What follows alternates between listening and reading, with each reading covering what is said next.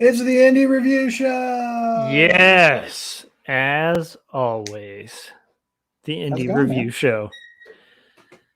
How's it going? Good. It's crazy stuff. Yeah, I feel like weeks are just flying by right now for some reason. yeah, I'm kind of in the same boat. There's a lot of good news that I can't share.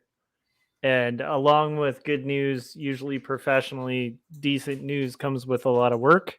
Yeah, It's kind of like that little trick like a lot of people don't realize like when let's say you're a graphic designer and you get promoted to art director or something, your job doesn't get easier. It's like right. congratulations, you have more work.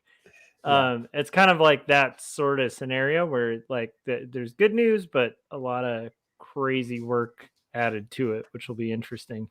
And now I'm totally rambling before we've even gotten into the show. What is this show, Corey? What is this this crazy show show? If is the anybody's show. tuning in, This show is the show where we cover. We've kind of merged our two shows. We used to have an after party. Now the after party is the show. But we usually kick off with things that inspire us, comic books, movies, and other things. And Josh and I have both been graphic designers, art directors, illustrators, and taught at the college level. And so we're kind of jumping into the things that inspire us with the Indie Review Show. And you can find details at irsagency.com. That's yeah, that's this yeah, show. That's what we're looking at. that was a good rundown, Corey. Thanks for, I like it. That for was not way having more the succinct than for when not having I the try script it. in front of me. It's all right. Nice. Uh, so yeah. Um, so where let's do plugs real quick, and then we'll jump into the book, and then we can hang out. But I where love it. I know you got a bunch of stuff that you can't talk about. What can you talk about? I can talk about my current book that is out called Two Stories. It is a confessional graphic memoir that grapples with questions of faith, mental illness, depravity, and ultimately redemption in a fallen world. And it is a really heartfelt. I've actually heard this type of comic called just autobio, slice of life, or you could also call it a bit of an outlaw comic because there's some outlaw stuff in there. Um, and yeah, I mean it's definitely worth picking up, and you're at a loss if you don't pick it up because it's selling for like about $6 on Amazon. Um, Again, I don't know exactly how they managed to do that, but I get the same cut from the sales. So please go forth and do that. And if you like ordering and supporting local comic book stores, that would be the other route. Go to your LCS and ask them to order Two Stories from Ingram, and they should be able to do that for you as well. So, yeah, Cool. that's what I got. What do you got, Corey? Well, you can find my stuff at coreykerr.com, and if you click on what's new or go to coreykerr.com/online, then you can watch some of my previous animations, the ones that I'm allowed to show that aren't doing the festival circuit, and you can read a comic I've got there, and you can see what's going on Instagram and YouTube. And you're on YouTube right now, so hit the thumbs up and ring the bell and tell your friends and all that jazz. But that's where you can find my stuff. So Love it. yeah, okay. I don't know how long or how quick this is going to be because this is one of those books where I could jump in and do like a 3 hour deep dive because it's so good and it's so fascinating. But I actually just want to focus in on one specific aspect of it, which also could be kind of an accordion subject. And so jump in as much as you want. But let me switch over here. And so Bitterroot. Bitterroot is just to give you a quick rundown. I won't go into the story too much because that's not what I'm covering today. But Bitterroot is a story about the a family of monster hunters during the Harlem Renaissance in the early 1920s, and they were kind of decimated. Uh, they lost aunts and uncles and cousins in this big kind of monster battle before everything started. But they fight these monsters that people turn into when they have too much something in their heart, whether it be greed or jealousy or hate, and things like that. For example, there's a panel where there's a bunch of KKK about to lynch this guy, and then they all just turn into monsters because they're so filled with hate. And one of these monster hunters shows up and just decimates them all. So really satisfying little scene there. But it is by David Walker, Chuck Brown, and drawn by Sanford Green. Sanford Green and Rico Renzi also do the colors. And I'm going to specifically focus on Sanford Green's stuff. You can kind of see what he's doing is kind of this very loose and fluid. I don't know how exactly you describe it, but it's not beholden to a rigid anatomy, and it's very expressive. And what happens with that is I'll just kind of flip through as I'm talking here. What happens with that is he ends up with characters that look like different people. A lot of comics, you kind of get like same face. There's like the one superhero build that everybody, has or whatever. This falls much more into kind of an animation style of character design, where in reality, if you were to put these people next to each other, some of them would be 11 feet tall and some would be 3.5 feet tall. And, some of them would be like 4 feet wide and some of them would be like, so thin they don't have organs. But like the expressiveness of the line and the gestural nature of the drawings allows for a lot of that bend and stretch and interesting silhouette.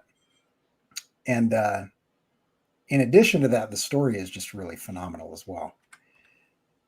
So like the fight scenes that you can kind of see here, just so good. I mean, just so incredibly good. Oops. Oh, I pressed the wrong button. Don't press that button. Sneak peek there, guys.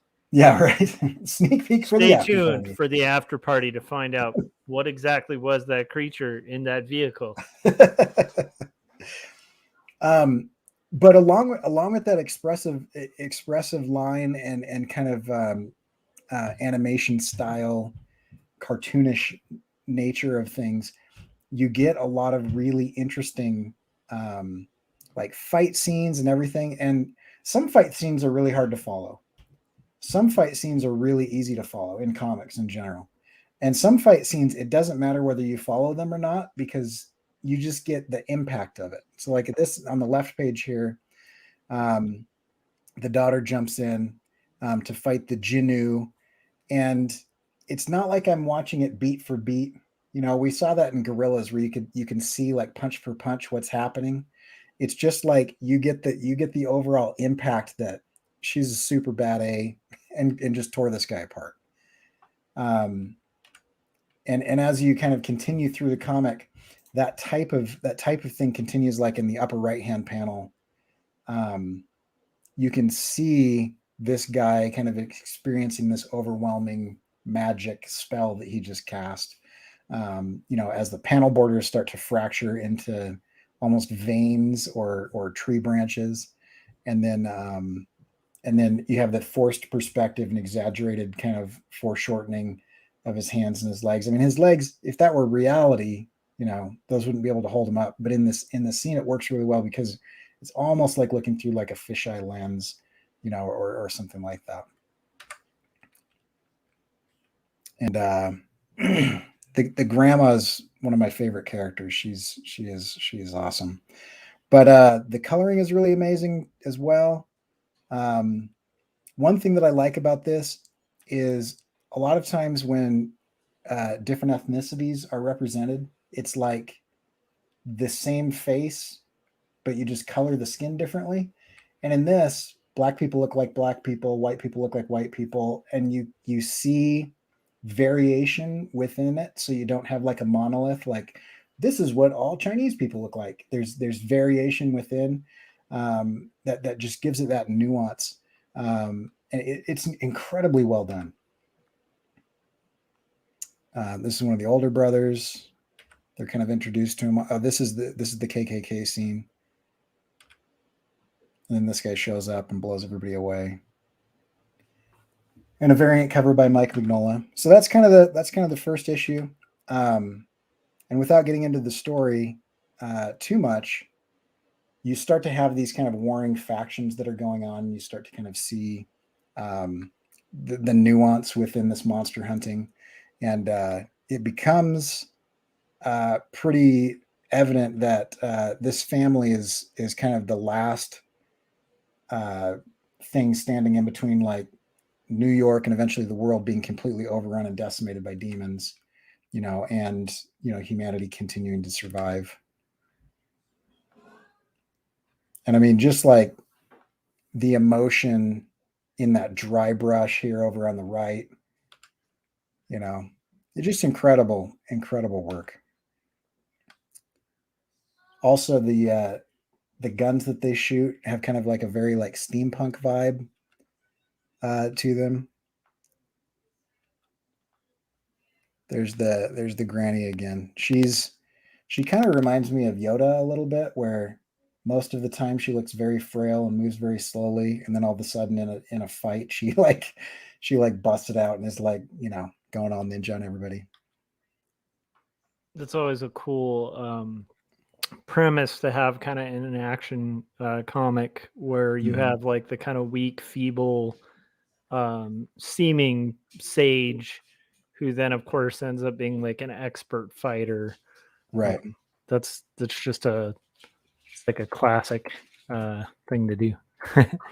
Yeah. And I like that that those colors are really cool. I like that the yellowish orange against that like teal.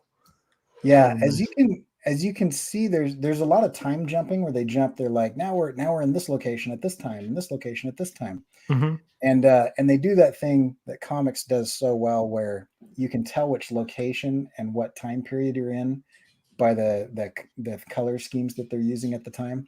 And so at first they kind of have to say like, here we are in a little note, and now we're over here, and then eventually you don't have to do that as much because it's like, I remember these colors. Like now we're back to this kind of, blue and teal and yellow color scheme. So we know that we're back to that scene where they introduced it before. So anyway, so far in the show, we've been doing, I love the lower right-hand panel. I just love this profile, just this squashy face. And I mean, you kind of have that like Andrew Loomis thing going on with a lot of people where it's like, it's this many eyes wide and this many eyes tall and this many heads tall and this many heads wide. And this is the formula to do a thing. But when you get a master like Sanford here, who really understands it, you can exaggerate those proportions and minimize and expand certain ratios of things to get really interesting characters. And it looks just expertly done and also like fluid and somewhat effortless. And there's that kind of feeling like you can tell that he's enjoying drawing this. Like sometimes I look at drawings and I'm like, man, that looks like it was a labor, but this just looks like it's fun. It looks like a lot of work and it's very complicated, but it looks like he's having fun while he's doing it. Yeah, and it definitely has a little bit of the kind of Image comics, like early like 90s Image comics spread theories, but drawn better than a lot of early 90s Image comics. But it like one of the things they kind of brought to comics, like was the idea of like this kind of one key panel that sort of frames the entire page. So like each one of these pages, there is like one specific panel where it is like, that's where your eye goes first. That's where the cool drawing is. That's where the panel that could be a poster is. And I like that this comic uses that tool, but doesn't seem to be using it as a crutch, because you're still getting clarity of storytelling throughout. Right. But it is cool to see that used. It does seem like every page has like one key, like this is the dynamic, awesome shot. And I really like that. And that one typically goes full bleed and fills everything, and then the other panels become kind of inserts on top of that. Yeah, it is really fun. I love the stylization of the characters too. And we brought this up when you were doing Chew, and I Mhm. think we saw it a bit on Craig Thompson's thing too, where it's like it's nice to see characters that don't all fit the same template. Like they all Right. have different weight, they all have different posture, they all have like different facial features that are exaggerated enough to where it's like you know who each person is from like a mile away, and I think that's just really cool, really strong cartooning. Yeah. Yeah. So that was one that I was just reading this week, and I thought, instead of digging into the past, might as well bring up one that I'm like currently enjoying. So Nice. And yeah. how many issues in is that so far? Um, so they have it's quite a few. They've got it collected in volumes, and they come out in chapters. And so I bought the first 5 chapters in a trade paperback. Um, but let me look that up. Let me see how many issues they have out. No, let's see. It looks like they're on about 11 issues. Nice. Yeah. So, and I don't know too much about it. I had heard a bit about it. Everybody was talking about it recently, a little while ago, but I don't know if it's an ongoing thing, or I don't know if it's like a self-contained thing, or I'm not sure too much about it. But I think it won a few awards and things recently. It's but Yeah, yeah. Anyway, it's good. that's It's good nice. stuff, and I highly recommend it. I'd check it out. And I mean, I think you could do I think you could do a deep dive into any number of subjects. I just kind of chose the expressiveness of the line, as kind of a jumping off point. But I mean, the colors again, I think, are kind of reminiscent of like Limbo, and some of those that we've covered in the past, like Tale of Sand and things like that, where it's really bright, but it's not overpoweringly bright where you're like, it's like expertly crafted. It still feels very bright, but you have that value and hue contrast enough to give yourself some breathing room on each page, and to try to do that. So we have Youngo Pie getting drunk tonight, so that's great. Enjoy. We've got Gary Hodges and Jim Luhan in the chat, and Jim saying that he's digging the colors as well. Um, so yeah, Sweet. I don't know. I'm glad I had not heard of that comic, and that's not because it hasn't had press. It's just because I'm completely clueless with a lot of comics out there. And so again, I think it's really cool. I love that about the IRS is like the idea that like every week I'm gonna discover something. I'm either gonna rediscover something I love or I'm gonna discover something I've never heard. Mm-hmm. So yeah. Yeah, same. I'm into the more recent stuff, but a lot of the stuff that you bring up, I'm like, oh, I've never heard of that. So it's really cool to come at it that way. But yeah, Sweet. so that's that for this week, and then we're gonna jump in here to the after party, unless you want to expound on anything else that you saw or. I'm just really impressed. I really was drawn to the character art too. And I mean that to me was what stood out the most in that comic was like the structure of those character designs is pretty on point. Mhm. And looks like you could learn a lot from looking at that and kind of pick up some really cool tools and stuff. And you're right, the expressiveness of the line, and then the kind of fun squash and stretch is great without getting all Ren and Stimpy. Right. I think there's a lot to squash and stretch that we can all Yeah. kind of pull from. That's awesome. Yeah. Cool. All right. So we'll be back in a couple minutes with the after party. And so stick with us. I'll get the countdown back up there.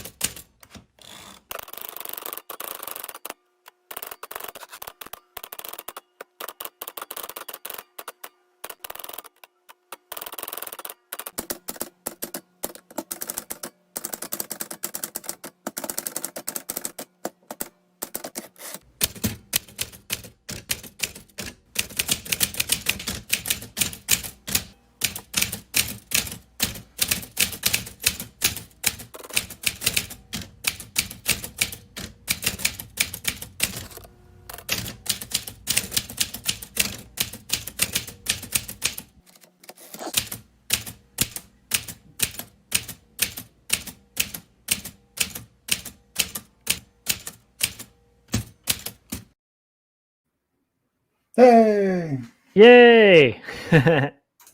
We're doing it. I gotta Doing the get after party. my mug in here somewhere.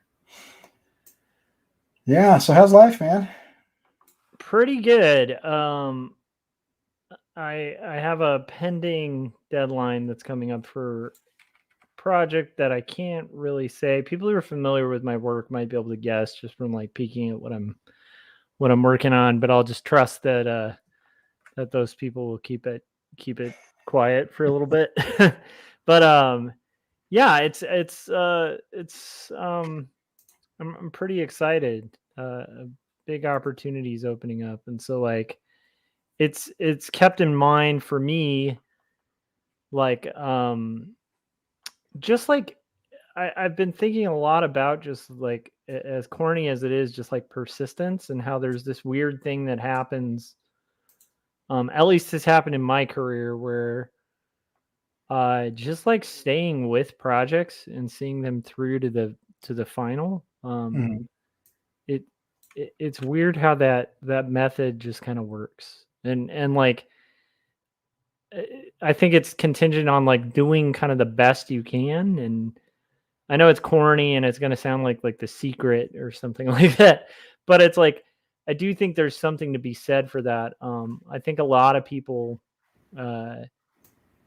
lot of people I know who are doing that end up with like books and things happening. And a lot of people who aren't doing that kind of end up with a lot of half like finished projects. And I don't know. I was Yeah. just thinking about that, like with your music video.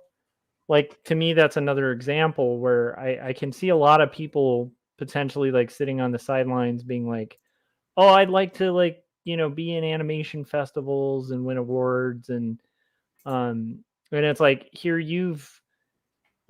you're not like super long into the process of being an animator, and yet you've already racked up some awards, been in some festivals, like made a decent body of work, and like continue to kind of plug away.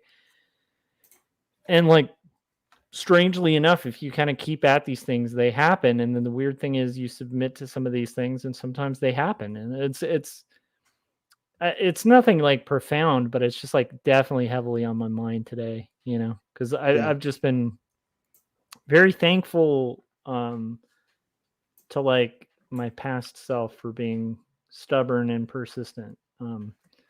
Yeah. 'Cause- It's funny. Like people are always, like, oh, how do you get so much work done? It's like you do it, and then you keep doing it, and yeah, then you'll finish several things, and then you'll look back and you have this like body of work that's starting to build, or whatever.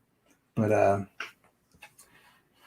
Jim is asking if it's the Avid guitar, the last Fender, which is Avid guitar, the last oh man, wow, yeah. that was a stretch, Jim.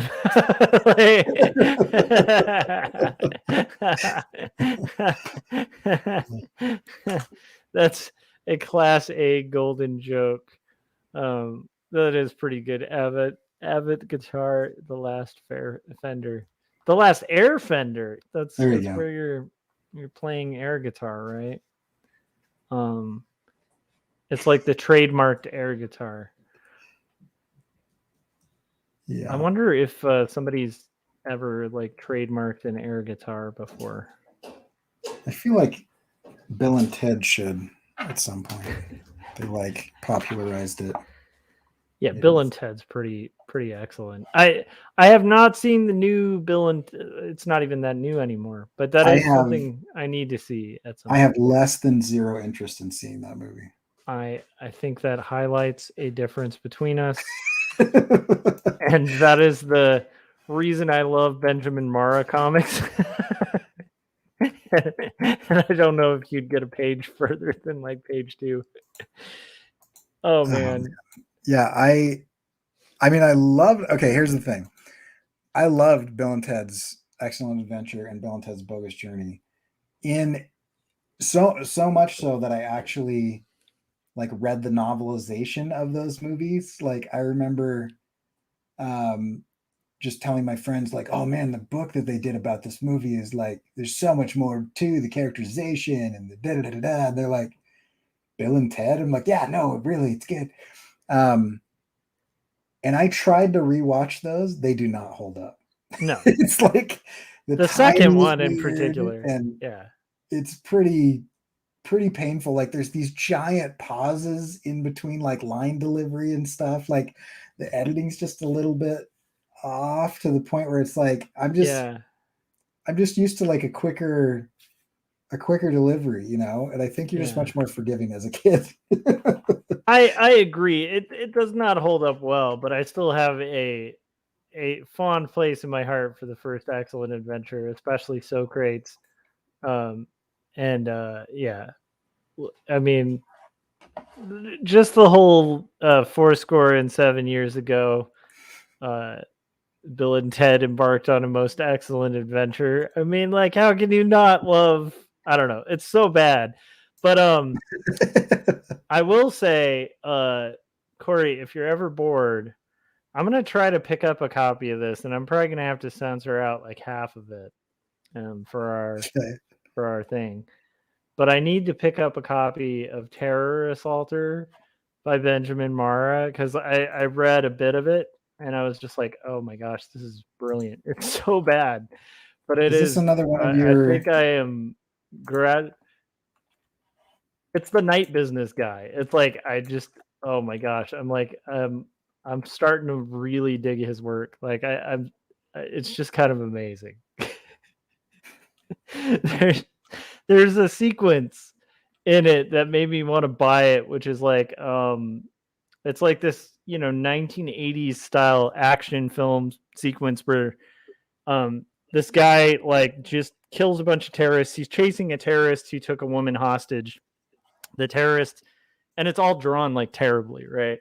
Like a 1980s like action comic, but like the black and white boom era, and they're having this like wild chase, and then for some reason the road just happens to have a giant ramp on it, so like the car flies off the ramp with the terrorist in it and the woman in the car who he's holding hostage.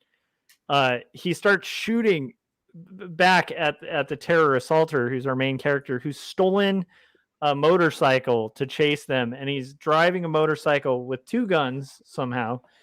And he jumps off the ramp, shooting the two guns in the air. They're shooting at each other. The woman falls out of the car.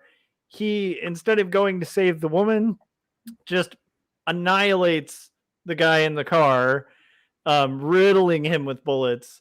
The woman lands on the floor. Then he like picks her up and is like, come, we have to leave. And like she just gets up like from this giant fall. It's the best. It is the best comic ever. Like I'm really in love with I'm starting to really dig what he does in comics, because it is the antithesis of like the type of comic a seventh grader would draw, but like done just super seriously. But what's hilarious is there's these intentional parts where like the characters are like describing what they're doing. It's like, we're getting in a car. There is a car following us, and it's like it's self-aware in a way that's just really hard to explain. But yeah, I'm a fan. Anyhow, I'm becoming fond of his stuff. So I think I'm Jim, gonna I have to agree dig with deeper. here, says, do not show Corey that comic. His head will explode. It's so good. There's promotional art for it where it's like the character is like wearing aviator glasses and has like tears pouring down his cheeks, but he has like an eagle reflected in the glasses. It's so stupid. I love it. Anyhow, Sounds great. it is great. It is great. You'd love it. It'll grow on you. I don't think it will. I don't think it will grow on me. Oh man. Anyhow.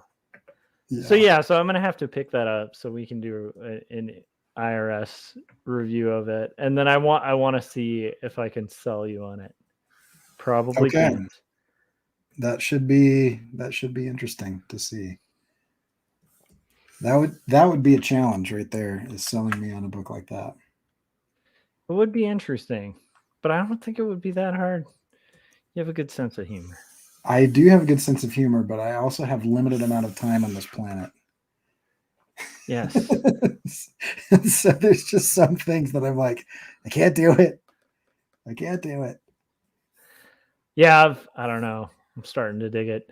Um so what are you working on now? Are you working on that commercial? Yeah, so I've got a quick animation that will be it's this joke. Let me pull this up and you tell me if this joke lands or not. Let me see. Because this isn't my joke. This is the client's joke. All right, so oh, that's not it. Hold on. Why did that go full screen? There we go. Okay, so here's the billboard that accompanies this. Let me do this here. Go full. No, I'll just share my screen. That's probably easier.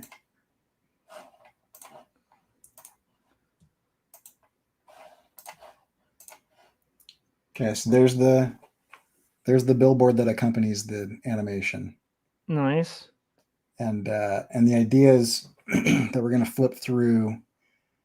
Like I'm getting kind of like a heavy drum beat, and on each beat, it's gonna change what they're hauling, and so it's the mechanic that's trying to promote the fact that they have like diesel expertise, and in the area that I live in, there's a lot of kind of like toys, a lot of like toy hauling, like the snowmobiles and the side by sides and the razors and motorcycles and dirt bikes and kayaks and boats and yachts and all kinds of different stuff.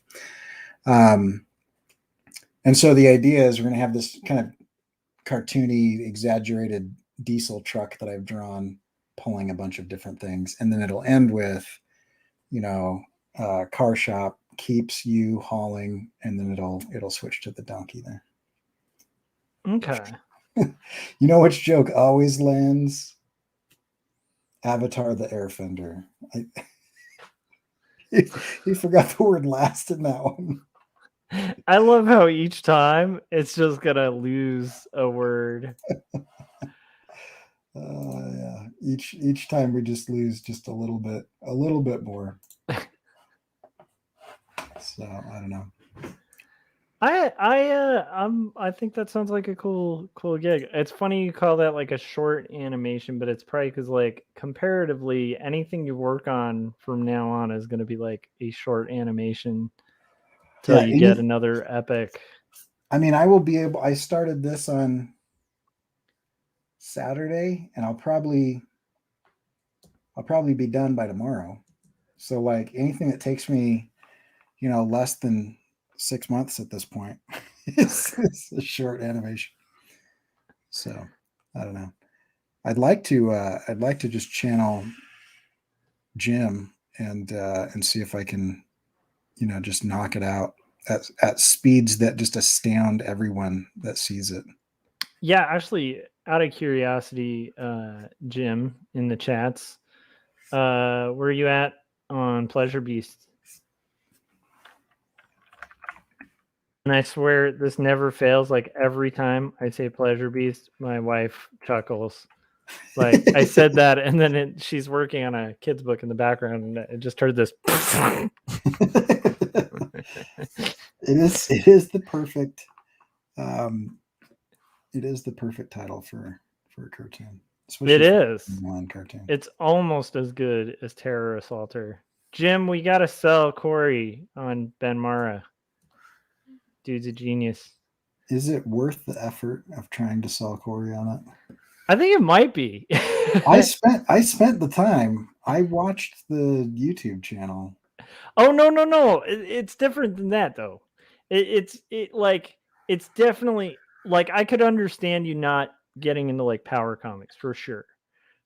His stuff is like it's different. It's crazy different. It's really interesting.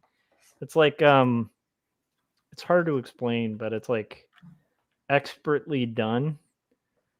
Like it's done in a way where you like know he knows. But it's like done so well that it's just super authentic, you know, which you can probably tell from that video. Like he sincerely like loves what he's trying to make. It's just an interesting thing because he is like intentionally making like really corny, over the top action comics, and I don't know. Okay, I'm giving up. This All right, that is let a me long discussion. let me tell you a little story that may or may not have some relevance to this. All right. When I was a small child, I remember watching Nickelodeon and really enjoying things like David the Gnome and like just really good stuff. Is David the Gnome really good stuff? It was when I was 4 or 5 or Oh whatever. no. Oh no. You were a gnomite. I love David the Gnome, man. That was awesome. My wife was Um, into David the Gnome, and I tease her about it because that was the always thing, the one I would try so hard, and I'd just be like, I can't. I oh, it was can't. it was like the perfect like chill out, zone out thing, and it wasn't full of like stupid toilet humor and everything, which I enjoyed a little bit. Okay, then Rugrats came out, and Rocco's Modern Life, and Ren and Rocco's Stimpy, Modern Life, so excellent. and I hated all of those so much because, Really? oh yeah, because I could tell that the people who were doing it were very skilled animators, and it bothered me that somebody who is so skilled would draw something that looked like crap. I But was like, you're Rocco's Modern intentionally Life doesn't look like crap. okay, but Rugrats, Yeah, there's something about like the way those characters were designed and like the shaky line work and like that I understand. I mean, you know, I definitely understand that. Plus, I don't think like I wouldn't put Rocco's in the same category, you know, because like I feel like Rocco's Modern Life has its own vibe. I think that animator is kind of using all their guns. Um, it's like even that guy now, he has like a show on PBS, and he's got like such a distinctive style that I forget what I think it's called, like Luna the Moon. And I the second I saw it, I was like, oh, that's gotta be Let's Go Luna. Um, and I saw my son watching it, and it was like, dude, that looks like Rocco's Modern Life. Like, I wonder if. And then I looked it up, and it was the same creator. And there's something really great about just the way he.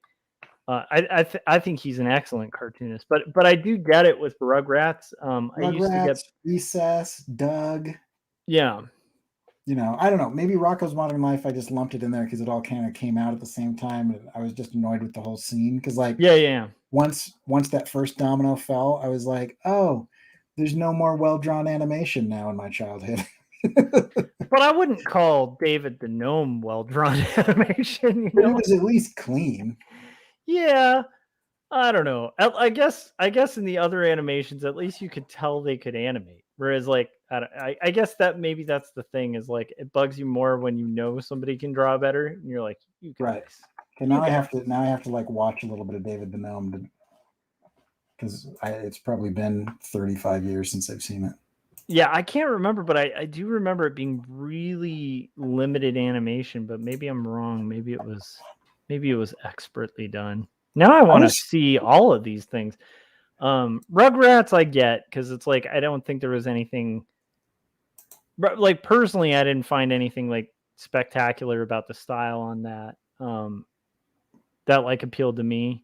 There was this another is one that was done like sloppily by the same firm, and I thought was really great, which was like that Monsters one. oh yeah, Um, no, I hated that too. Where the stupid monster was holding her eyeballs all the time and stuff. yeah, I kind of dug that. Okay, Josh, I don't know why you don't like David the Gnome. I'm flipping through this. It's like hand painted backgrounds, like the animals are like breathing. Like it's pretty good. I'm gonna rewatch David the Gnome.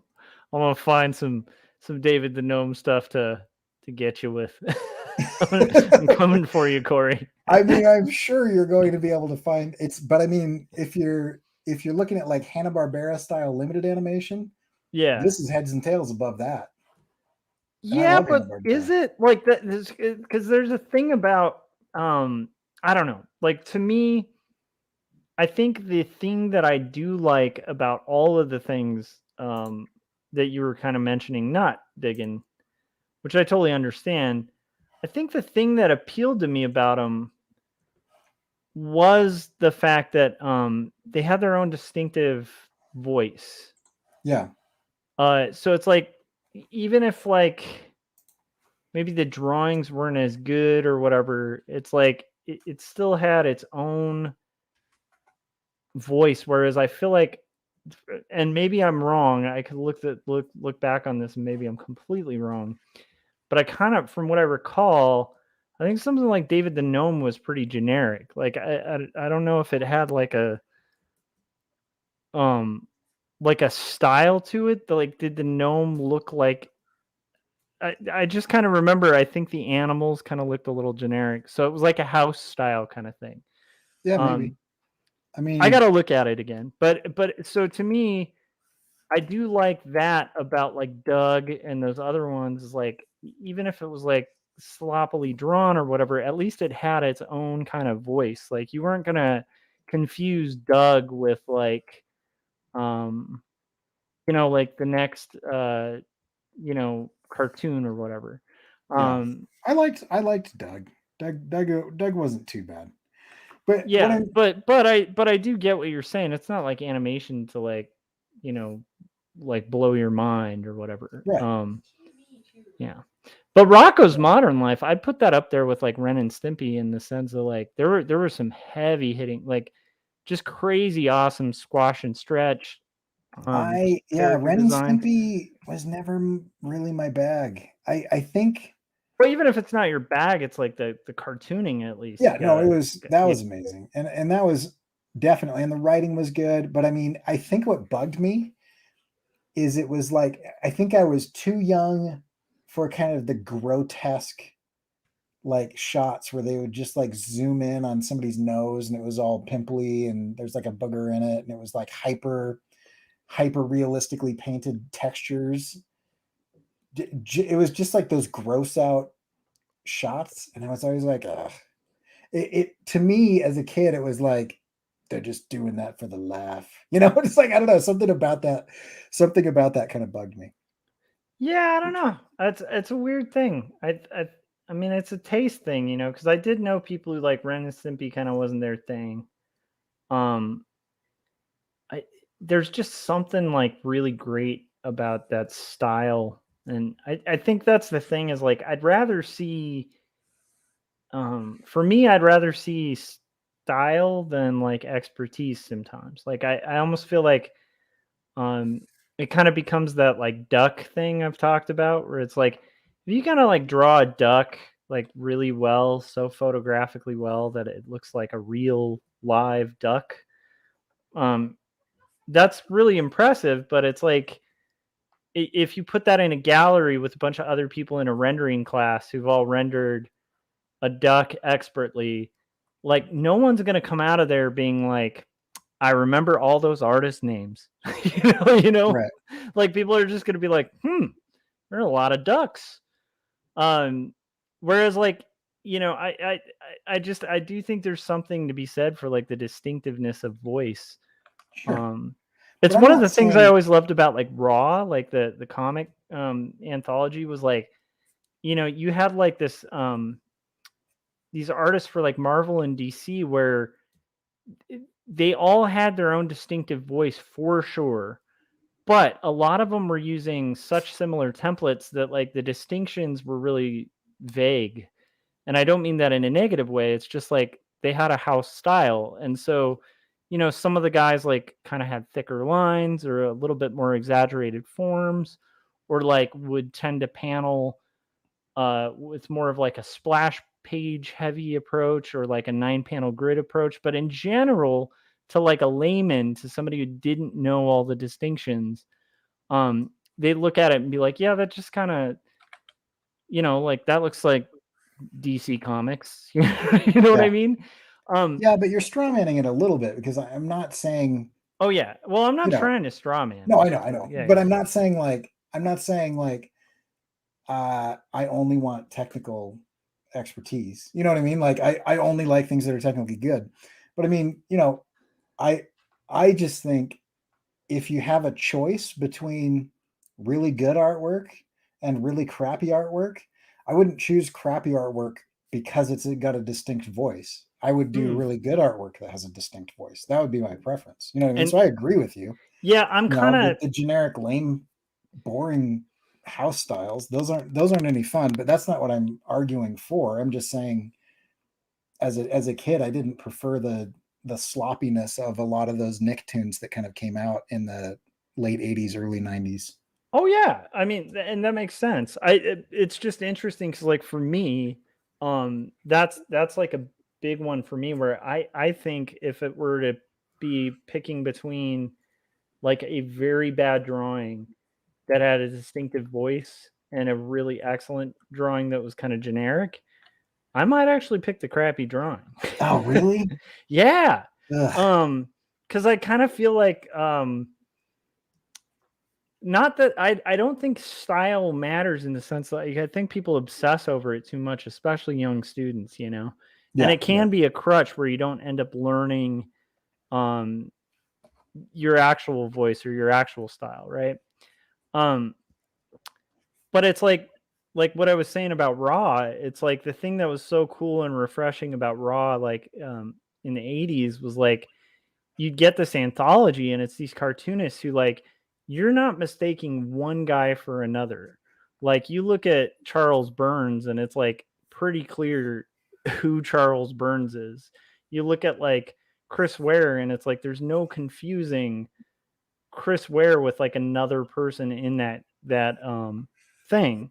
And then you look at like Linda Berry and it's like there's nobody in there that looks like Linda Berry except Linda Berry. Like there's sure. you know Art Spiegelman, same thing. Like they're proficient, but it's like they're not generic. Um But and some of them I'm aren't. not arguing for generic stuff. I'm Yeah, yeah, arguing for yeah. quality.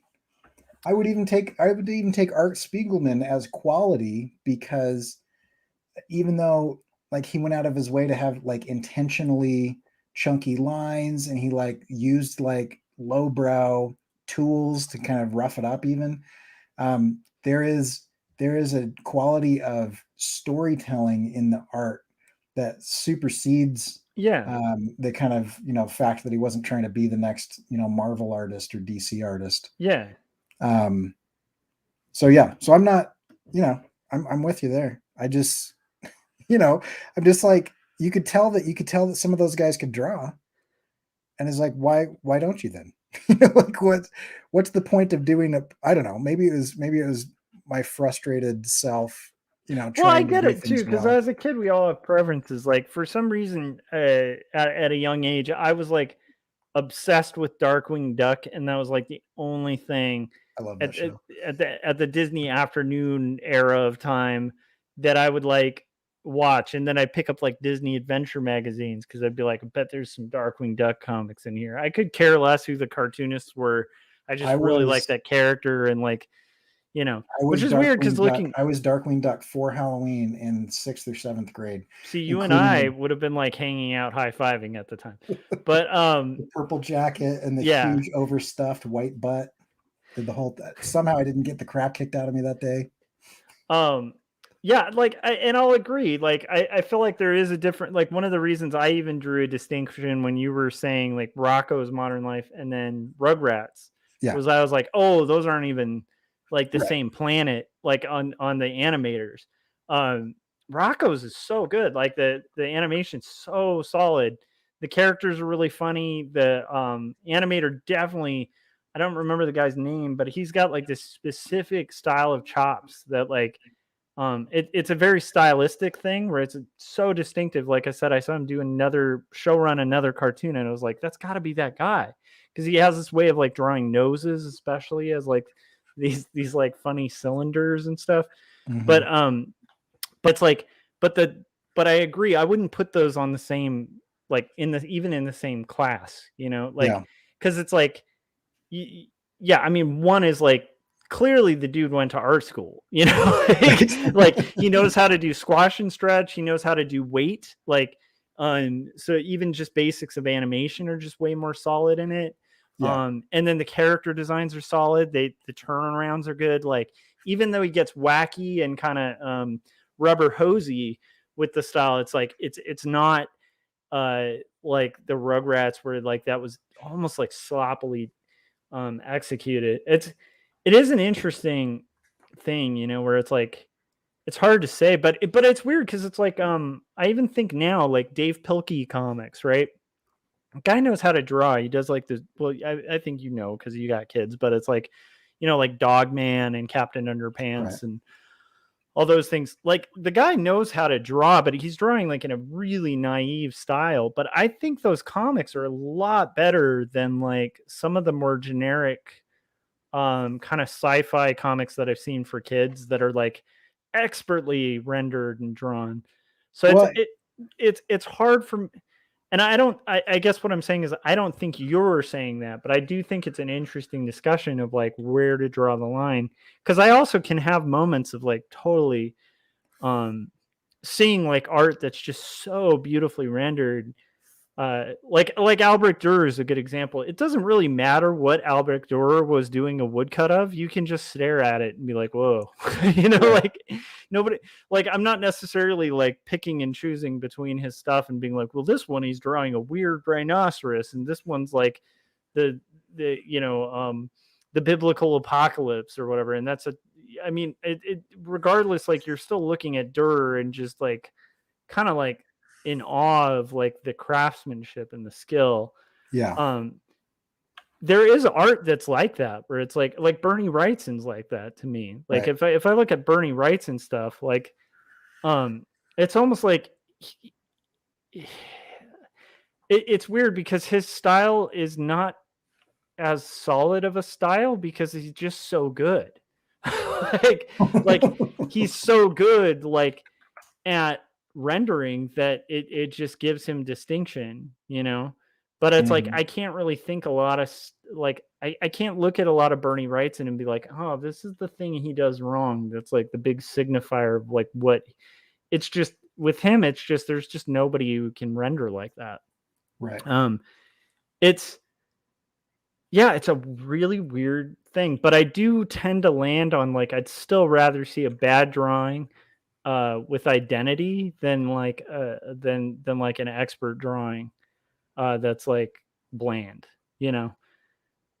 That's the hard part. It's Yeah, a that's hard what balance, you I'm know. not arguing against that. What I'm saying is, uh, if you've got somebody who can do it, this is I understand that I'm wrong here. Like I get that I'm wrong, and I'm talking personal preference, but like Dogman is a great example. Like I get that kids prefer art that looks like they could have done it, or at least feels like they could have done it, even though there's some expert craftsmanship into a lot of those um, YA graphic novels, and the kid graphic novels, and a lot of that stuff. But like as a kid, I preferred like Alexander and the Terrible, Horrible, No Good, Very Bad Day in black and white, pen and ink, like expertly rendered, like an amazing cross hatching, and all of that stuff, to like the stuff where it just felt sloppy. Like even as a kid, I like that. But I look at my own kids now, and I show them books that are made for kids that are like done in a very mature style and a very immature style, and they prefer the immature style. They gravitate to that. So I understand that I'm not the target audience for it, but and that I'm wrong. I think people should do what works for the audience. Yeah, I don't Um, think you're wrong. I don't think we're having a right and oh wrong no, we're not discussion having a here. right and wrong thing, but I'm saying like in my preference of like I wish my kids would like good art rather than crappy art. They don't like good art. They like immature looking art that was made in that style because it appeals to children more than but I was a weird kid, and as a kid I was like, I wish everything looked like Alexander and the Terrible, Horrible, No Good, Very Bad Day, compared to like a lot of the children's books. I'm like, well, this is a good book, but I would just wish it was drawn better. So so here's the weird thing though, is like if I look at like Dogman, I don't associate that as something drawn badly. And I also don't think it's drawn the way it is just to market to kids. Um, I like having read Dave Pilkey's work. I think he's really sincere, and I think he's having fun. And it translates like when you read his work. It's just like it's really expertly laid out. It's very intentional, and I don't think it was intentionally done that way just to sell books. I think that's just the guy's sense of humor. Like I think that's how he rolls. I have seen like educational material where it's like an education company kind of like doing like stock kids, Those are and always so bad. that I have never seen appeal to kids. um, and I remember, like my wife like is a kids book illustrator, as you know, and Yeah. we were at an SCBWI convention a long time ago, and one of the Scholastic like chapter book senior editors was there, and she had this like great stuff to say about kids books. But some of the stuff she said I loved, which was with kids, if you're gonna render, like if you are gonna do rendering, you better be doing like Wisner level rendering. Mhm. She's like, so if you're gonna render, if you're gonna like, really do it out, like pick up like Tuesday, and that's the level you need to work. Like you need to be a master at like lighting and rendering, and then you can pull that off. Yeah. But then if you do that and anything's off, kids are going to know, and Yeah. they're not going to dig it. She was just talking about like kids being a really smart audience, and that they're actually pickier with art, because if you try a sloppy style with kids, like the genius of Dave Pilkey, and I still haven't figured it out, because my son will look at a bad drawing, like a kid's drawing Yeah. in a book, and instantly be like, why is that guy's hand weird? Why is Yeah. that head weird? Like, what's going on with that? But with Dave Pilkey, there's just something that like auto translates, like where he gets lost in it and has fun with it. I don't know what that line is, because kids also very quickly, if they don't like something, or especially if you show them like a drawing that's supposed to represent something, really quickly they'll be the first to be like, dude, why are those teeth weird? And you're like, the teeth aren't weird, and they're like, yeah, the teeth are weird, or like whatever it is. They'll be the first to kind of point it out, and it is interesting to see. But I think that if you look at the most successful kids books, usually they do have very distinctive styles, but most kids book artists who are really good at it actually have to have like some pretty severely good chops as illustrators. And then there's like these weird exceptions, like like like a Goodnight Moon would be a really weird exception, where it's like, Goodnight Moon, I feel like someone made a deal with the devil, because there is no other logical explanation for that book. well, I mean, Kids love it, and it breaks yeah, every rule yes, and every instinct that has ever been laid down. And it is all ages. I mean, up until like 4, maybe even 4.5 years old, like kids just love that book. yeah, And it is awful. yeah. It's And like I think, the colors are terrible, the drawings are weird, like yeah, the compositions are flat and strange, the perspectives trying to be there but not really, sort of. It's just like there's so many things about that book that is so weird, yeah. but they love it. Yeah, and I think a lot of it has to do with book design in general, because there is a craft to the way that thing's laid out, and the way that the type is placed, to where Yeah. no matter who reads it, they're reading it at a specific tempo. Yeah, I would agree. I would say the lettering Yeah. and the writing carry that book, because the art doesn't. Yeah, and then even in the art though, there's a few things. This is just spread design, right? But it's like, again, like they have objects on every page, and then on the following pages it like references objects. There's these little sequential narratives going on behind the scenes. Sure. So there are some really sophisticated things with that book. But yeah, on a like sheer just drawing level or color theory level, that book should not work. Right. But like, It uh, truly is bizarre that it does. It really is very strange. yeah. But then what's weird is when I think back to like when I was a kid, like one of most of my favorite books actually were really simple, but they weren't they were still expertly done. Like Harold and the Purple Crayon was probably like my most read book as a kid, Yeah. and like as a young kid, and it's like Harold and the Purple Crayon is just like a straight up cartoon. It's just a Sunday comic, but it's so expertly designed and it's so simple.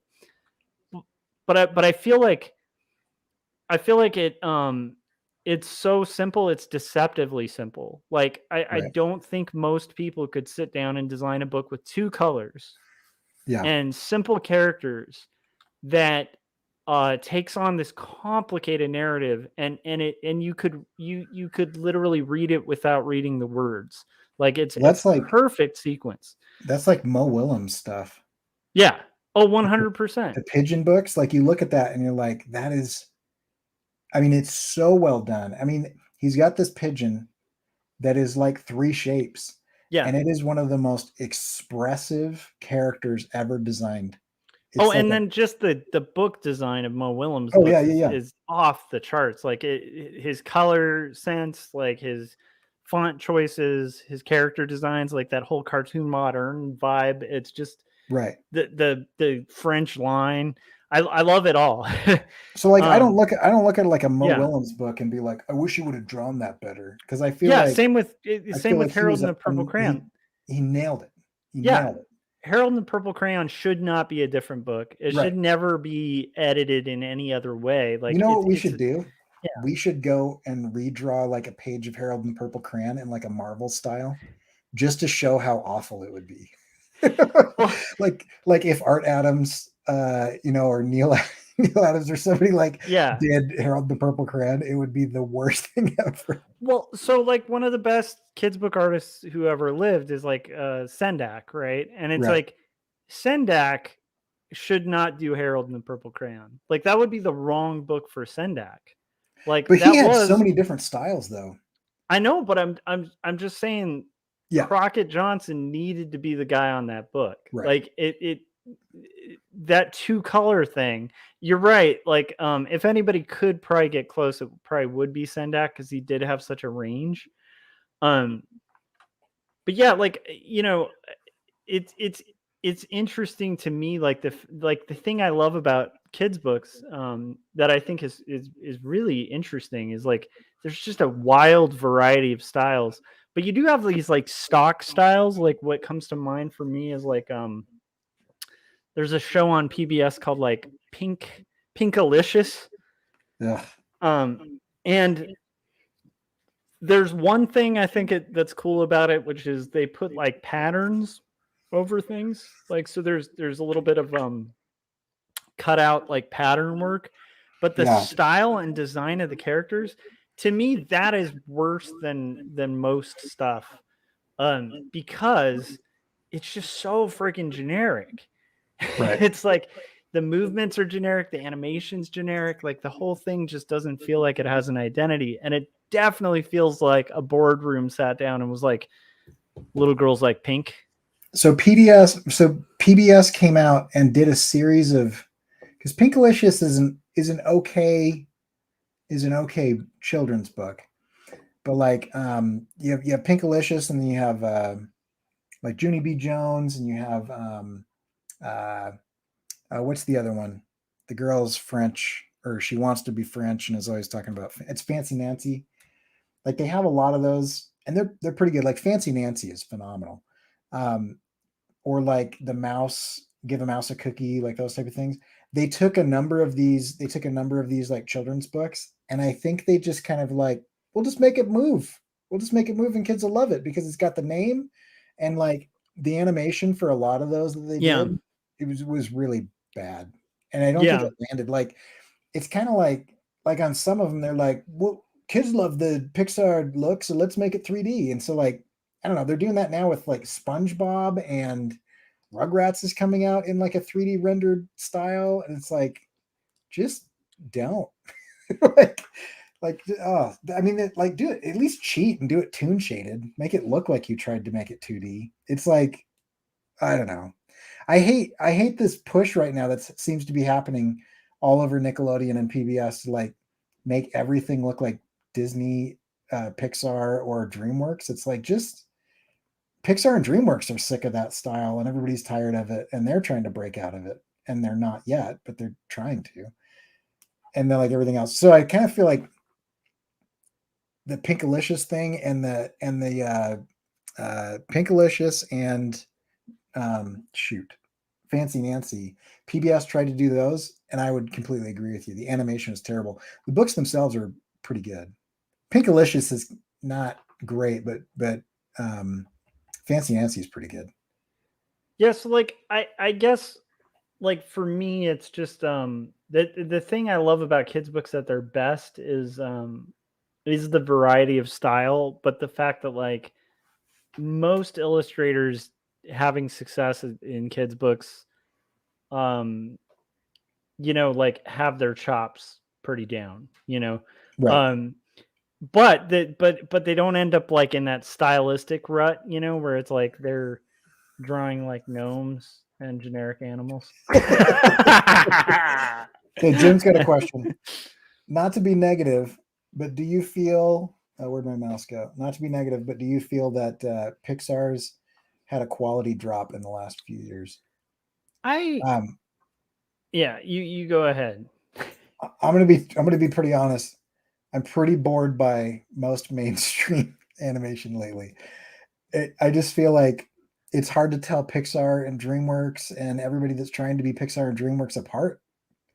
I think the quality loss is that they reached the zenith of what they were trying to do and then realized that they had like everything looked exactly the same.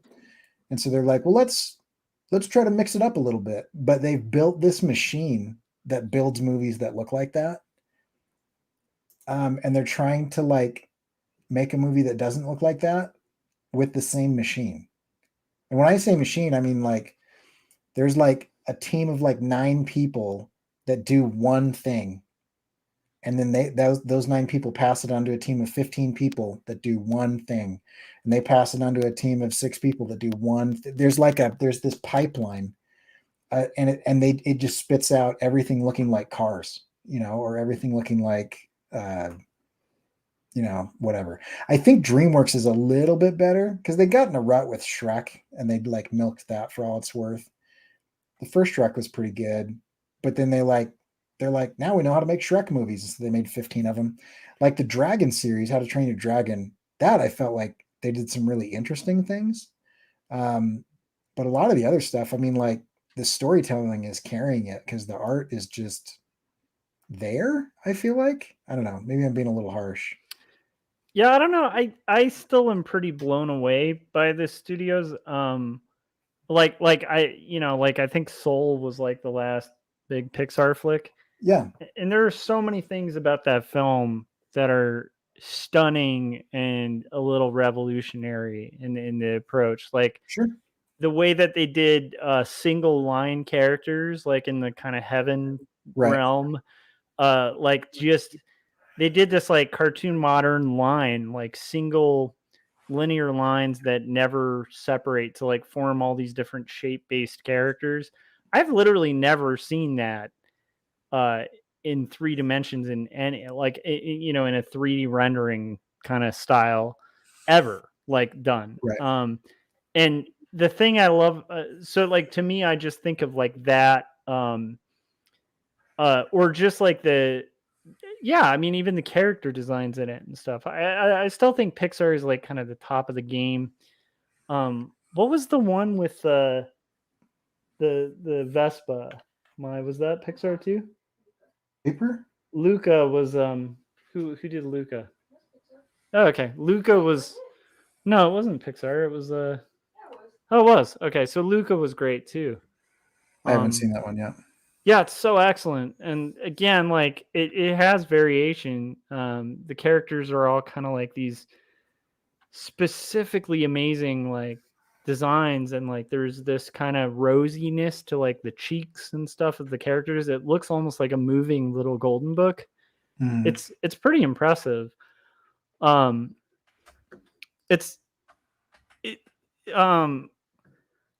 I guess the problem is, for me, the problem's not so much Pixar as like every other studio is aping Pixar now, you know. But but it's but you know, like I feel like the other thing is just the 3D to me is what becomes problematic, because as the software's gotten better, the studios all start kind of merging. A lot of the studios are using the same animators, so right. there's that overlap too, where it's kind of like I remember learning this when I got into Bruce Timm, and then I was like, why do all these cartoons look like Bruce Timm? And then I found out, oh, because they hired Bruce Timm. Like, you know, Yeah, like right. so it was like there was this I think Steven Silver was another one of those guys, like where it's like there was just this period of time where like everybody's characters looked like Steven Silver, and then you realize, oh, they just hired Steven Silver. Like Yeah. it's there's that happens a lot in animation, so I feel like that does create kind of inbred looks to things. Well, I I mean, will say I don't enjoy those films as much. Like the last animated movie I saw that just like blew my mind was The Illusionist, and it's like this French company that did the Triplets of Belleville, and I think those are the best. Actually, those two movies, The Illusionist, the animated one, and the Triplets of Belleville, are like the two best animated movies I've seen in a very long time.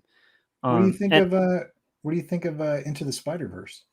oh, Into the Spider-Verse was that's a really good example of 3D done in a way that I've never seen before. And that's what I I thought was almost wrote it off because I almost put it in a different category just because it was so different. right. But you're right, yeah. And I actually have heard that they created another one recently, like on Netflix or something, that's like a family thing, and I need to watch that Oh, because I'm interesting. Have curious. you seen Mitchell's versus the Machines? No, Okay, you've got to watch that.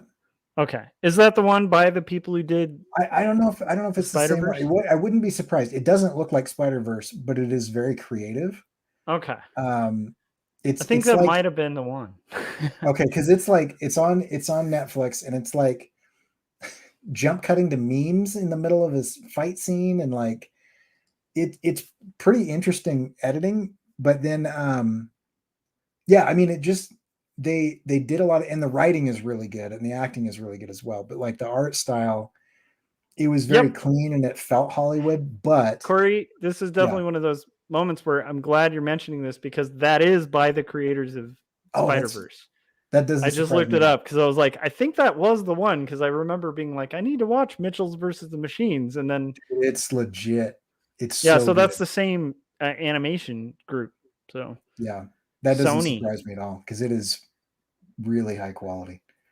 Oh, I'm excited. I'm gonna have to check that out. Yeah, because Spider Verse was definitely like a huge pleasant surprise. Like I hadn't really seen. Oh, I That's was one thing that's exciting, is to see 3D animation done in a way that you haven't seen, and not even so much like in character designs or anything like that. Just the way it's edited, the way it's shot, like the tools they're using are a little different, and right. I think that's refreshing, to Well, they see. used Photoshop for a lot of it. Yeah, Yeah, right? Didn't they use like Adobe for like I think all of it. Like it's insane. And you must love it because I think they used After Effects a ton too. yeah, yeah. So They that they it was that was a very interesting. Well, I was oh fully expecting it to suck because up until then, every time a superhero or comic book movie tried to do like an ensemble situation, it, yeah. it turned out to be like Batman and Robin Forever or whatever, where there's like 9 main characters or something. You've got like all kinds of, every time they do that, it's like that's the end of the series. It's time to reboot it. Like Spider-Man was doing okay, and they're like, let's have 3 villains, and it's Oh like, yeah, oh, the terrible. overuse of villains is like almost a trope in Yeah, and comics. exactly. And then I was like, oh man, they're gonna have like Spider-Verse, there's no way that Hollywood's going to be able to do that well. Like, because the comic was pretty good. The villains sucked. The villains were. Have you read that comic? No. The villains were awful. The comic is really good, but every time the villains are there, you're like, ugh, these guys suck. They're like Victorian era spider totem vampires. They're kind of like these aristocratic soul vampires. They like they eat animal totems. And so they just go from they're like interdimensional like aristocracy, and they are the least interesting thing. And the whole time you're just like, it's so bougie and stupid. It's not bougie in a good way where you want to hate them. It's just bougie in a way where you're like, dude, I am not here to watch. I'm trying to think of something. What is the one of those period dramas? It just felt like it switched to like a period drama all of a sudden. Every panel they were in it. But the rest of the comic is actually really good. And I think so it's Sense and Sensibility or something? Yeah, like Sense and Sensibility or whatever, where you're like, is there seriously just people that their entire job is to like have really good tea parties and watch people play the violin for 5 minutes and then gossip about each other for 9 hours? Like, that's your life. I cannot enjoy anything like that, because it's just like, it always focuses on the 1% rather than the most interesting people that are like the serfs and the whatever. Anyway. Yeah, I'm all about Pride and Prejudice, man. That's some deep, awesome stuff. I don't think I've ever given it a fair shot, because just the whole genre, I grew up with two older sisters. There's no way I was gonna get away with not watching a bunch of Jane Austen flicks, and eventually being brainwashed into liking them. And like Anna Green Gables, like all of that stuff. I'm all about it. But I will say, Jim was mentioning too.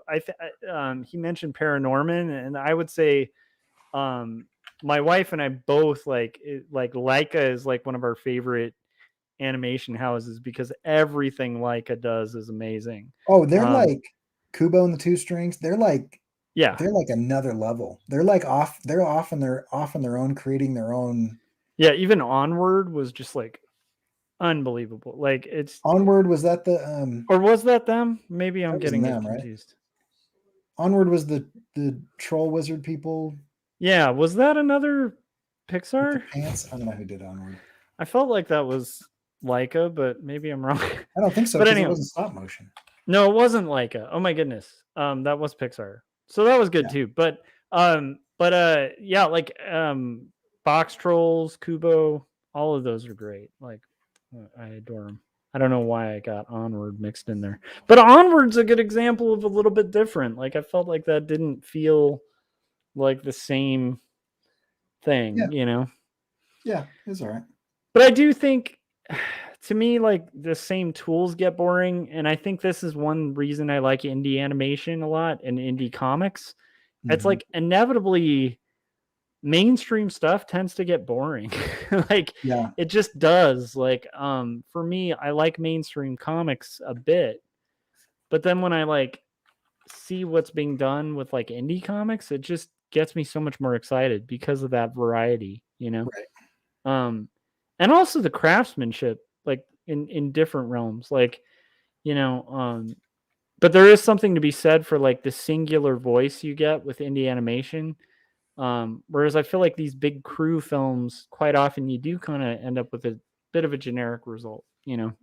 Yeah. With Leica being like a huge exception, because I do feel like they have like a vibe of like early Pixar, where like Pixar, when they were still very diverse in like the way they were approaching things. Yeah. It has that kind of feeling, like Leica does to me, because like each film kind of like goes a kind of totally different character design route too. So like the characters in like Coraline don't look like the ones from, you know, Box Trolls, and then Box Trolls looks completely different than like Kubo, you know. They're just sort of different films, and Paranorman's just like a totally 180 from the other styles, but they're so excellently done. I don't know. I'm rambling. I have a question.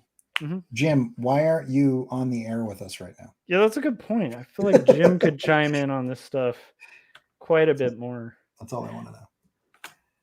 But I do think there's something to be said for like I personally think Dave Pilkey's putting out better comics for kids than most comics for kids.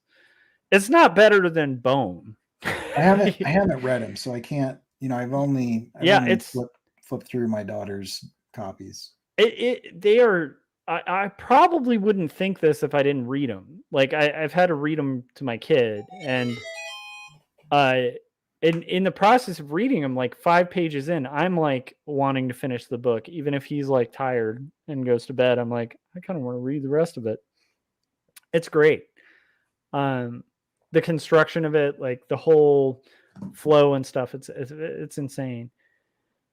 So Yeah, I just no got worries. a text from a client, so I've got to step out for 2 seconds and answer this. No worries, man. It might be a good time to do a like little 2-second break anyway. Jim says invite me and I'll join you guys for a bit. You already have the invitation in that group chat. It's true. There is a link. Here, I'll send it again.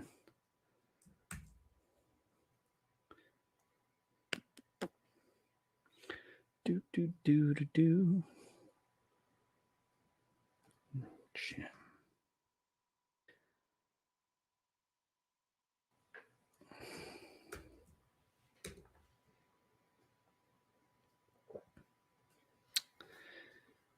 But yeah, I don't know what it is about singular voices I'd rather see than generic stuff. And I'm having to differentiate panels right now. That's the exciting thing I'm doing. Jim, I sent you the StreamYard link too on Facebook Messenger.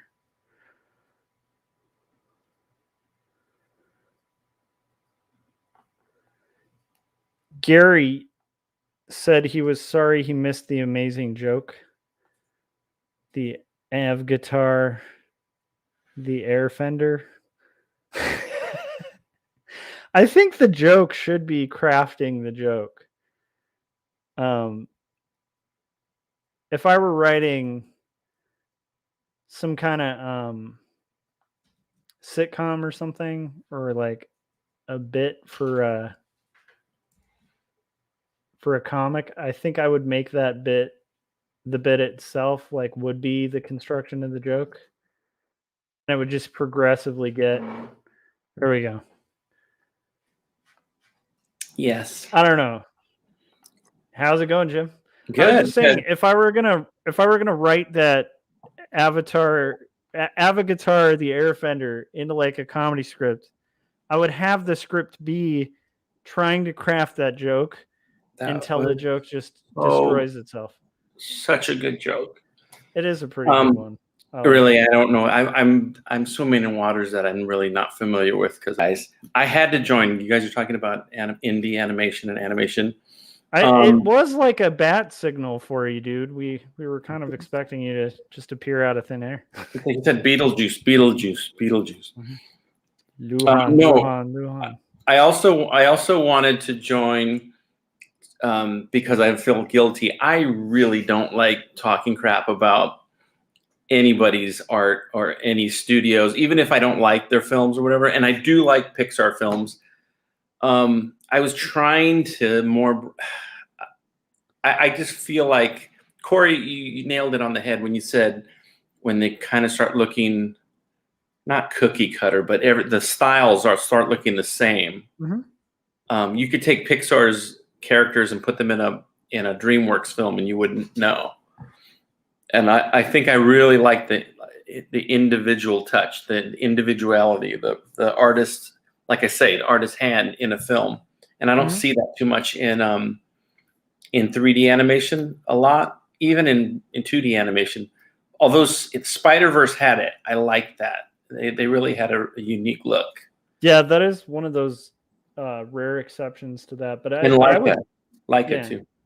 I would 100% agree though. Like it goes back to that for me, like craft is nice, but give me the artist or like I'm pretty bored with it. You I know? thought you were going to say, craft is nice, but cash is king. Yeah.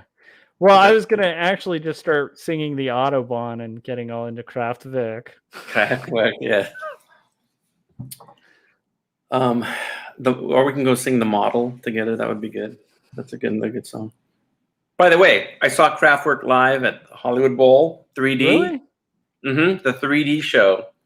And if you would have told me like you're gonna go see a 3D concert, like what?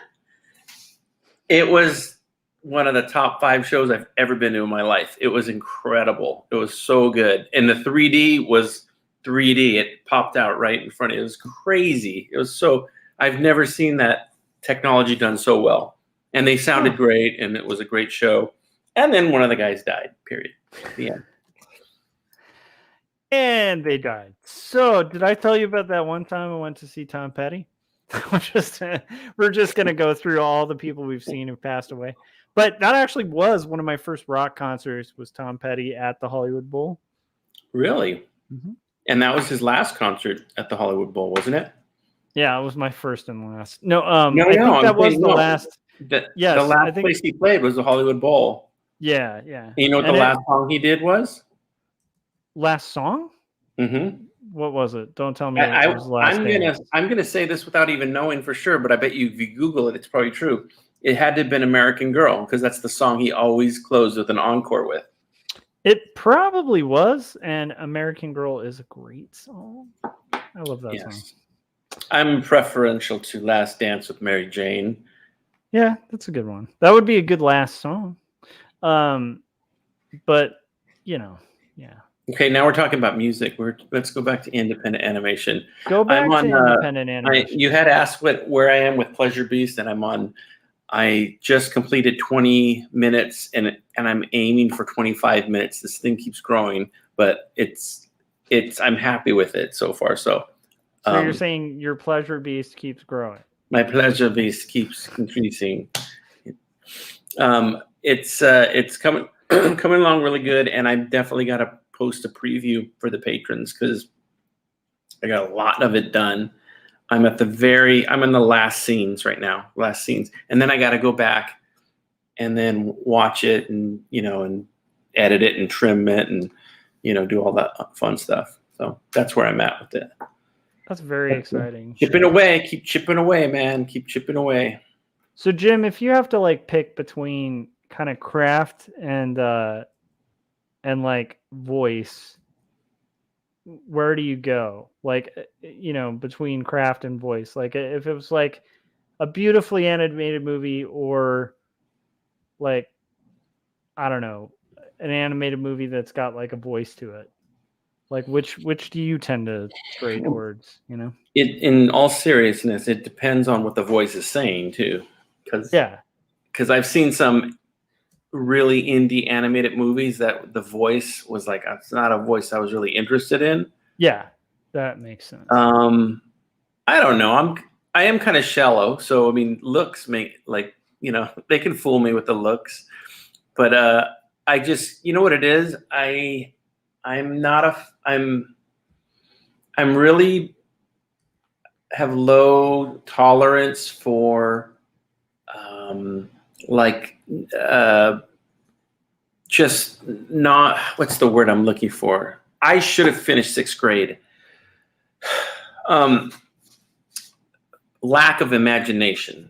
When you have a show that's a hit and then there's 9 other shows that are just like it, or a show is trying to be exactly like another show, that to me is what I have no energy for that. And that's I'm not saying Pixar's doing that at all, but what I was saying was a lot. Just a lot of it looks the same, and it's not even the same company putting out the same thing. I'm saying across the board, a lot of that 3D animation, the characters kind of look the same.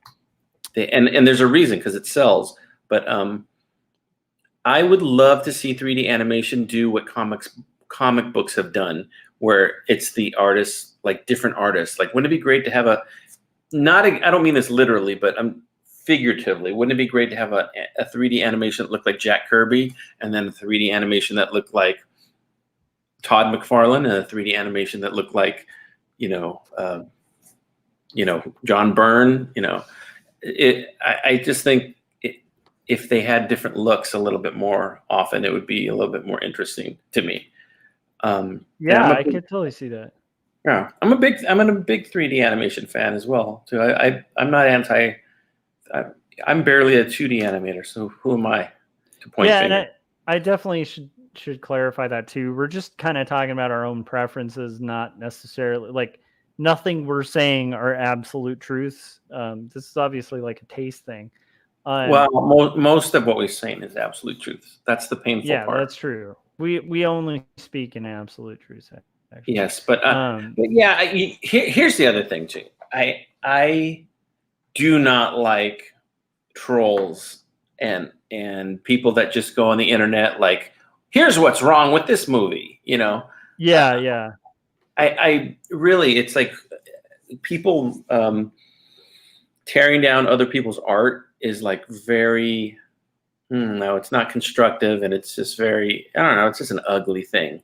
Yeah. But at the same time, if you're not a fan of something, there's got to be a nice way to say it, or if you want to see more of something else, I like to concentrate on the positive side. What do I want to see more of? Yeah. And I think I get what you're driving at, because like, I remember as a kid going to see The Rescuers Down Under. I was all excited because I really liked the first Rescuers, and I watched it and it just kind of felt weird and I couldn't explain it. I'm like, this just feels weird. Like, I've seen a lot of these characters. And by the way, like, this is not a knock on that film, because some of the best, like, if you want to look up like test lines of animation, like some of the most beautiful line work done in animation was done in that movie. So well, to be fair, you were probably pretty drunk, and so. Well, yeah, that's true. Hitting the sauce at a young age. But there's by the way, there's a lot of movies that I like that I realize, like, I don't know, like there's been movies where I'm like, I've watched them and I'm like, I love this movie, but is this terrible? Like, because it doesn't seem like anybody else likes this, and but that happens quite a bit. So that's why, I think I know how to entertain an audience, but I don't think my tastes align with the audience a lot of times. Yeah, I totally agree. And like what I was saying about the Rescuers, my whole point about Rescuers Down Under was like, there was a reason I was feeling that, because like they recycled half the characters in that from previous Disney films. And do you remember you remember thinking that when you were watching it? I remember getting a weird feeling. I couldn't pin it down. And when I got older and found out that they had recycled the characters, I was like, oh, that's why I felt like these characters were kind of generic. Because a lot of the characters were literally stolen from other films that Disney had made and then kind of recycled in there, including some full footage where they kind of stole the whole walk cycle and put it into that film. So they did that with a lot of movies, though. Oh, 100%. But my point is, the whole idea of like a generic, like even going back to like a film, like even if you start creeping back to like the 9 Old Men era, which is like an era most of us revere for animation, it's still, there was like a house style that developed there. And I agree with you, Jim, in the sense of like the stuff that I tend to be drawn to, even though there's a beauty to the house style, I tend to be more interested in like, I would have loved to see what would a Mary Blair movie have looked like, not just backgrounds, but like if they'd just done a whole movie, like an entire movie, not just like part of the 3 Caballeros or whatever. Like if they actually had done that animation with like the entire thing being Mary Blair in vibe. I think somebody, Edward Gorey. Yeah. I think somebody did a short with Edward. It might be the opening credits of something on PBS or something. It's Edward Gorey's style. Yeah, Masterpiece Theater. I think it was Masterpiece Theater. Or was it Master Freak Theater? Are you thinking of? No, it wasn't masterpiece theater, but but I know what you're talking about because it had like a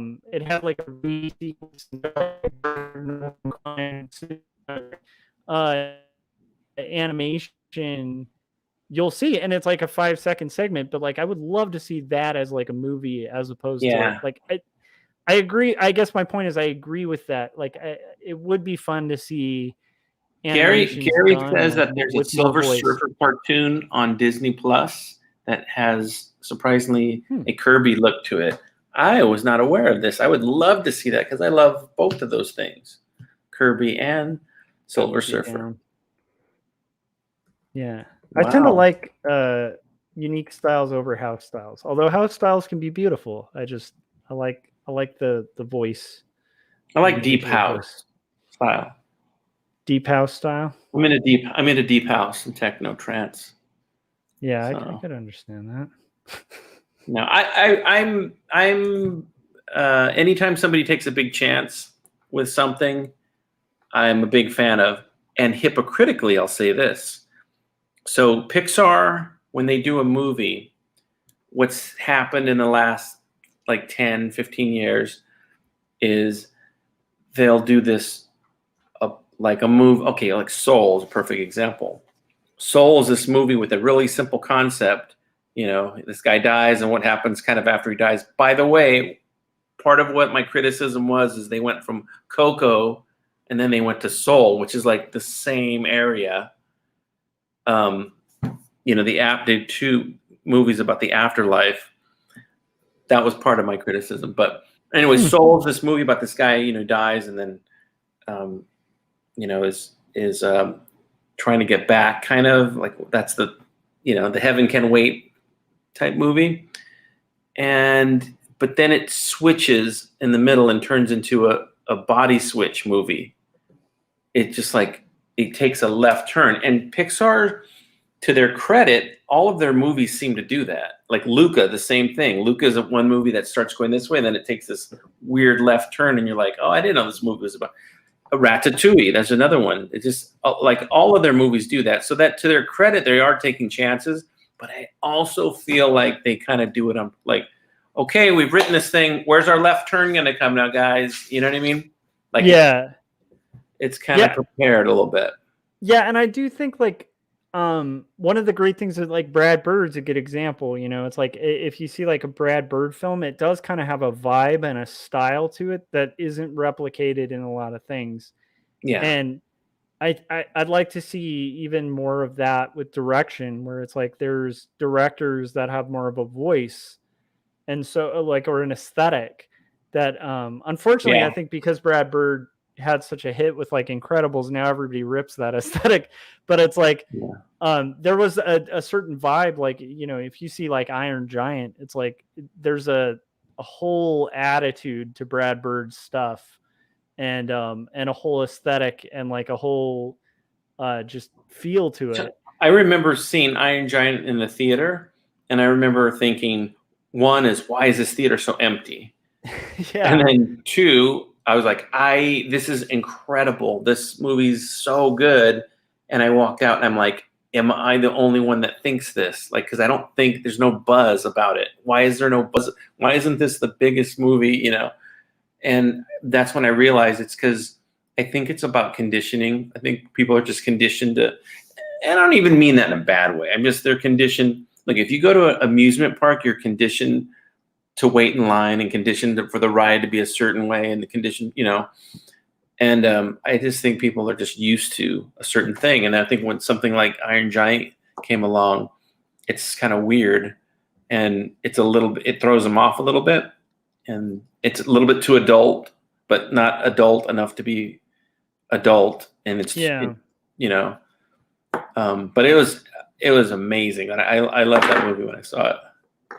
Yeah, and I think I mean, I think there's a reason there's kind of a formula to a lot of stuff, and I don't knock the formula. I actually enjoy it. I tend to like every Pixar film I go see, and I have not seen one I didn't enjoy, including Cars. Including Cars too. I liked Cars too. I completely loved Madagascar, and that's super formulaic. Yeah, so it's like there's there's a reason those things exist. I just like the art that knocks me on like blows me away. Is more the kind of Did, stuff that is did more Corey? singular. I have a question. Did Corey just shoot that donkey between the eyes? Because I see a stream of blood. Yeah, it does kind of look like the It's donkey scaring me. took a headshot there. Corey, is this a message to the Democrats that you're trying to put out here? Something? Is Is this Corey, what are you basically saying, are you doing ads for a company that shoots Democrats and hauls them off in cars? Are these trucks powered by National Pride? Corey doesn't realize he's on mute right now. Oh, I'm muted. Dang it. Yeah, I'm doing it for trucks with big giant flags on them. What the hell are you doing? What is that red line? Is it you just highlighting something? I'm sketching right now because my client just sent me a text and said, I think we're close, but I want the donkey to be smiling more like the donkey from Shrek. Okay, let's just break that sentence down for a moment. I want the donkey to be smiling. That's right up there with the kid stays in the picture. The kid what? The kid stays in the picture. Oh, yeah. Yeah, I want the donkey to be smiling. I'm going to be like, Corey, why aren't you doing client work anymore? And you're just like, and then you can't say anything. Corey, talk to me. Why don't you do client work anymore? And you look up and you go, I want the donkey to be smiling. It's shot in like an Orson Welles like Rosebud kind of shot with that. Yeah. The thing that's a challenge with this, really cool client. I really like him. I don't draw animals or vehicles well. Like I'm not like a big truck guy. So, I think you do. I think you're drawing a great donkey there. That's a wonderful. If you want to see bad cars, look at my cartoons. If you want to see bad cars, they look like a 5-year-old that has had too much children's aspirin. I'm just saying, I'm not saying I can't do it. I'm just saying it's like not something I've spent a lot of time doing. And so, a lot of it, crap. Just drew in the wrong way. I feel like Unchained Wayne, though. I feel like there is a pretty bad car, and not bad like badly drawn. Like no, that's a real car. That's a girl's car. Oh my god, what's her name? I'll find her right now. I'm gonna give her an Instagram shout out. We met this girl in a park. She was doing an interview with Car and Driver magazine, and they were taking pictures of her car. And what the hell's her name? She was really nice. Awesome car. And thank God my wife was there, because my wife, we were saying, I should put that car in the cartoon. That should be Unchained Wayne's car. And I didn't think anything of it. She's like, yeah, we should go ask her. I'm like, I'm not going to go up to a young girl in the park and be like, hey. Right. But luckily my wife was there. So she went up there and she's like, oh, yeah. And then I'm sure the girl's probably like, you guys swingers or what? Yeah. But, oh my God, I'll look for the name. I'll find her right now. She's super, super nice. And this girl is like a genius when it comes to fixing up cars and fixing cars and stuff. But I'm looking on my phone right now. Talks amongst yourselves. All right. Well, I actually hate to do this, but I got to bail at some point because it is it's getting late and I have like a crap load of work I got to do tomorrow as well. I too do bail. I will bail too. And I don't hate to do it. I think that just kidding. But I don't know. Like Corey, are you hanging? Are you still hanging, or are you you down to kind of wrap it? I'm down with whatever. Wait. Just so for my own ego purposes, let me jump off first. Because like, yes. Hey guys, love to do this, but I gotta go, you guys. I have another show.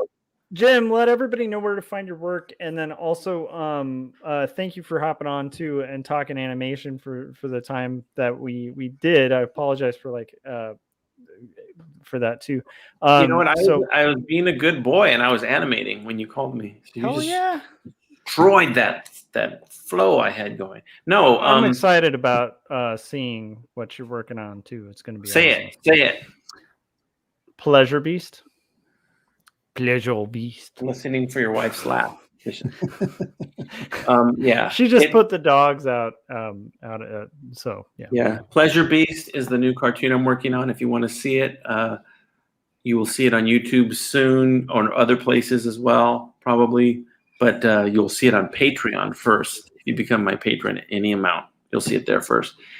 And thank you, everybody. And you guys are doing an interesting talk. And Gary Hodges, I'm going to check out that Silver Surfer cartoon.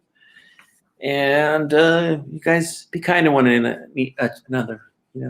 Peace, love. I love it. Peace and love. I also had to, like, at that point say that I needed to go because I love talking to Jim and Corey so much that I'm like, if I keep going, I will be up for like 5 more hours, and I can't I can't do that. But dude, thanks for showing the book, Corey. Before we kind of I guess get out of here, I'll just let people know, order 2 stories, book 1. And then, of course, check out Corey's Instagram and CoreyKerr.com for Corey's amazing animations and artwork. And Corey, when do you think you're going to wrap that up? It looks pretty amazing. Well, I have to start over on many parts of it based on the feedback I just got. So, what was there a lot of moving components to the face of the donkey? No. Okay. No. Well, that's good. Yeah, it's just going to be there for a second. I was going for braying donkey, and they want more of like a cheeky, grinning, smiling donkey. So I'm just changing the expression. It's not. Well, it's looking good, and I'm kind of excited about seeing it. And the truck is the big thing. I feel so bad for this client because every time he comes over, I'm like, so explain to me what trucks are. Like you think you understand trucks. Let me show you. So you think you understand, like vehicles because you see them all the time. But I'm like, once you start drawing them, you're like, what is this? So this is the one that I did, right? And it's kind of got like a Halo Warthog kind of vibe to it because it's a caricature of a truck, right? Yeah. And then he saw that and he's like, the cab needs to be bigger. And I was like, okay. So then I made the cab bigger like this, and now I'm the guy who'd just be like, what's a cab? Well, this is because I've had long conversations with them because there's a difference between a full cab, an extended cab, and this quad cab, and blah blah blah. And I couldn't tell you what those are, but I know that I was drawing them wrong. So then here's the taller one, and then here's the like Humvee military version of it. Anyway, so after doing those 3, we went back to the first one, I think. So that's fine. But the donkey, like, I don't know. I'm just anthropomorphizing animals. I'm not great at, nor do I enjoy it. I actually relate to the truck thing you were talking about too, because I had that experience when I was doing like illustrations for this guy from the MMA like years ago. Oh, right. And yeah. I at the time I didn't watch any fighting. And so he'd be like, "Oh, you need to have me doing this chokehold thing," and it was like, a split, whatever, blah blah blah, and I'd have to like just be like, I don't really know what any of that is, which is funny because I found out that's actually pretty uncommon because a lot of people watch fights. A lot of comic book artists are really into MMA and professional wrestling. Yeah, and I mean, more power to them. Either of those. I tried to watch MMA one time, and the brutality and lack of humanity of just people beating on each other, it made me sick to my stomach. I was just like, oh. Yeah, I kind of get that way with I could probably get more into pro wrestling because at least it's fake. It's like, right. And by the way, by me saying that, I'm not meaning it. It's super like skillful and athletic. It's just, it's just not an actual fight. And that's right. The part that like I could actually probably get more into than like there's story the brutality. to it. Yeah. the brutality of people just beating each other for no reason with that, like, in reality, it's not really an That's interest hard. of mine. But it was interesting, and I did learn a lot doing that. But yeah, it's interesting when you're illustrating something where you have to be like, look, I don't actually know that thing. Chris is wondering if cars get self-conscious about the features you exaggerate in caricature. I think it depends on what you exaggerate. But yeah, there are so many interesting things because you're trying to like showcase stuff. So like one of the things that he said is like really exaggerate the tailpipe. I feel like you'd enjoy that. So that was that was one of the directions that I got because that's a thing for Diesel. So I love it. All right, guys, I gotta bail. Corey, have a good night, and yeah, I'll see you guys later. See you, Josh. Bye, guys. Okay, and you can find my stuff at CoreyKerr.com. And sorry for those of you that just showed up, and I will catch you guys later.